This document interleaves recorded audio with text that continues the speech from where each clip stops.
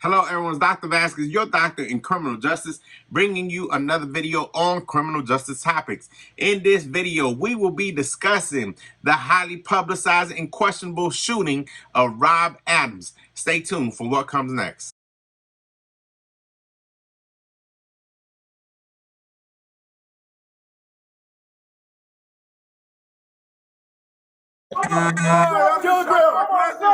Hey, bro, you're gonna be okay, man. Hey, you're gonna be okay. Stay with me, okay? All right, welcome back, everybody. So what happened? Let's get into the incident. On Saturday, July 16, 2022, around 8:05 hours, the San Bernardino Specialized Investigation Unit had got information from an informant, someone that they knew, someone that had relationships with them, said, hey, we have an individual here, a black male, has a weapon on this person. This area is known for high criminal activity. Make contact, come through, investigate. So that's exactly what they did. They showed up in an unmarked vehicle. All right, unmarked means, for those of you that don't know, it's not a patrol car, it's not a police officer car. It does have nothing police. It looks like a civilian vehicle. Okay, so these officers show up to the location. They see Mr. Adams. They see another individual as well. They start the slow roll. They come to a complete stop. Mr. Adams starts to walk towards them. Okay, then a little bit afterwards, I'll say probably 15 seconds after Mr. Adams walks towards them, the officers, the ones that are undercover, this investigation unit, they get out of the driver's side, they get out of the passenger side. Immediately, weapons are drawn. From the time they got out of the vehicle to the time they shot Mr. Adams, it was less than 10 seconds, okay? There's two videos. One that has been released has body cam. The other one was a camera that was within that parking lot that provides you footage of exactly what occurred. Okay, so the driver that exits the patrol car, the unmarked vehicle, all right, he is the one that's discharging his weapon and shoots Mr. Adams. During the chase, if you will, it was a small chase of that. Once he steps out of the vehicle, you can see the officer has one hand on his weapon, pointing at Mr. Adams. Mr. Adams is running for his life, running towards vehicles so he could get covered. During that very brief chase, Mr. Adams looks back, okay, runs to a vehicle and throws something into the roof of the building. All right, when Mr. Adams looks behind his shoulder, that is when the police officer discharges a weapon, states that, at that point he did not know what was going to happen. He took that Mr. Adams looking over his shoulder and having his hand on what he believed to be a weapon as a threat, and that's why he discharged his weapon. Okay, so as always, ladies and gentlemen, I have concerns. I always have questions for you. I like to have these conversations with you just so we can move the needle forward on this thing we got, criminal justice. Please, I do ask you to keep the comments respectful. I'm not going to turn your comments on. I don't ever block comments because I love to hear what you got to say, okay? But just keep it respectful and things of that nature.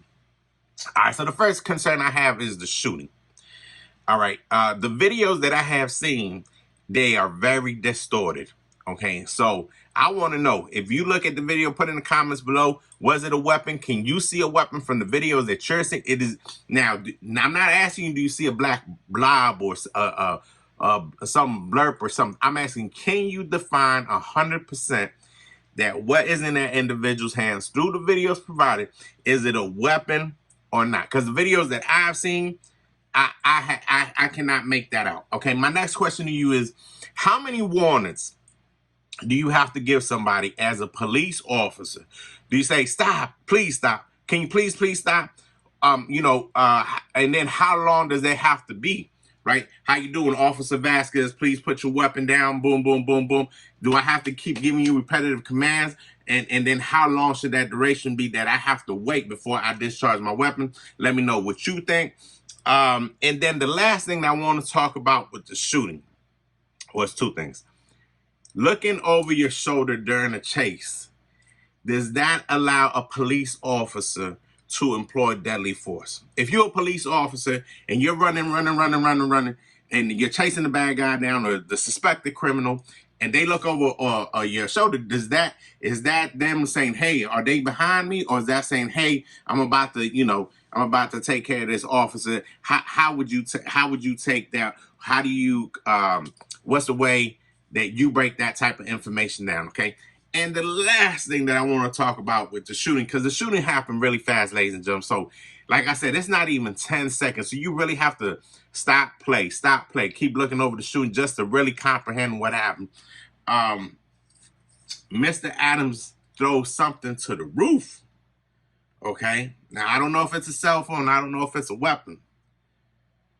But if he is throwing something to the roof, and whatever that something is you believe it to be a weapon, then why would you shoot? Why would you shoot? I mean, in the video, it clearly identifies that he throws something to the roof. So if that's the threat that, we're perceiving to be a threat, but the threat is no longer there, then what would be the justification for using deadly force?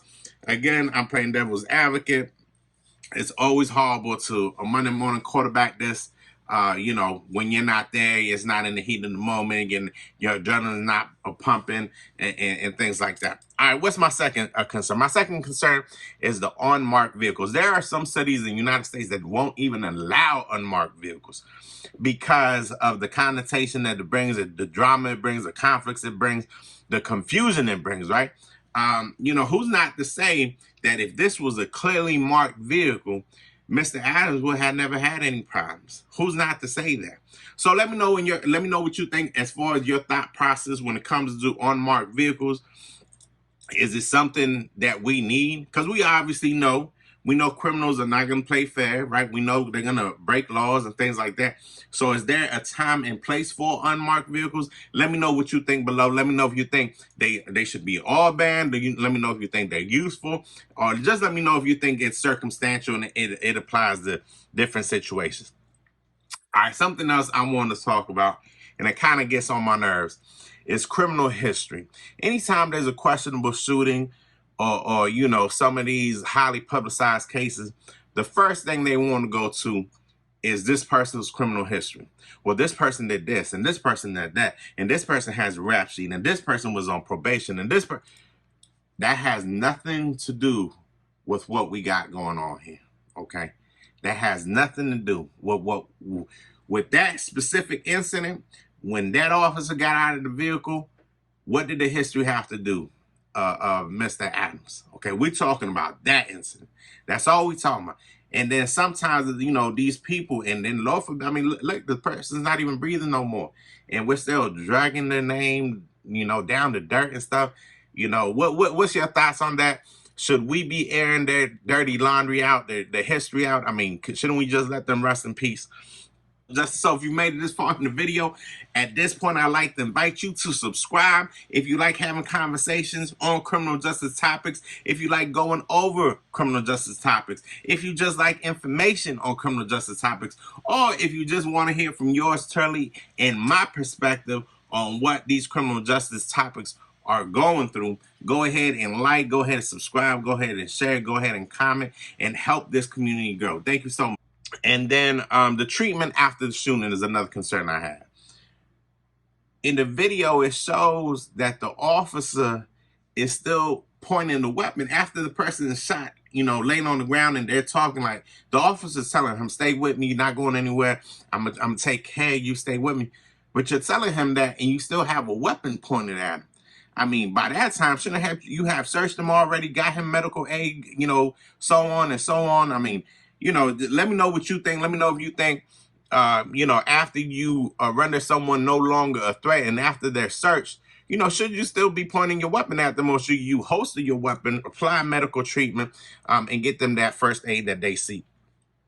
And then the last thing that I want to talk about is my concern. My last concern is the perspective of the officers. Now, let me remind you that this is a specialized investigation unit, okay? Specialized, undercover.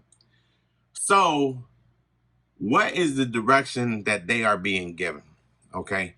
Are they being told, hey, jump out of this vehicle, go make contact, arrest these individuals at will, take everyone prisoner? What is the direction? Because, and I'm only asking this because we don't know what direction. We don't know what policy they're following. We don't know what practices they employ.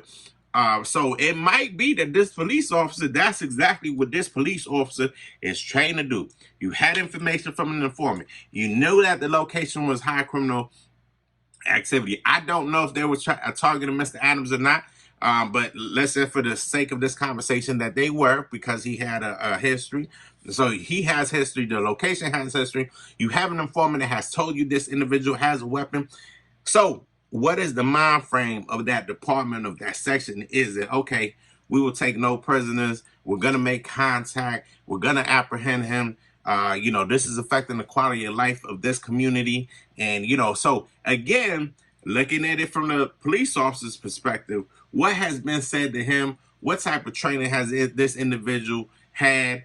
What type of conversations have been held with that specialized investigation unit? Clearly, somebody is leading management because they're in unmarked vehicles, right? So if they're unmarked, they want you to, go unnoticed. They want you to blend in, and they want you to take care of these, I guess, what you would call, quote unquote, these big time crimes. All right, everybody, that's our show for today. Make sure you take care of each other, protect each other, love each other, and I'll see you on the next episode. Thank you.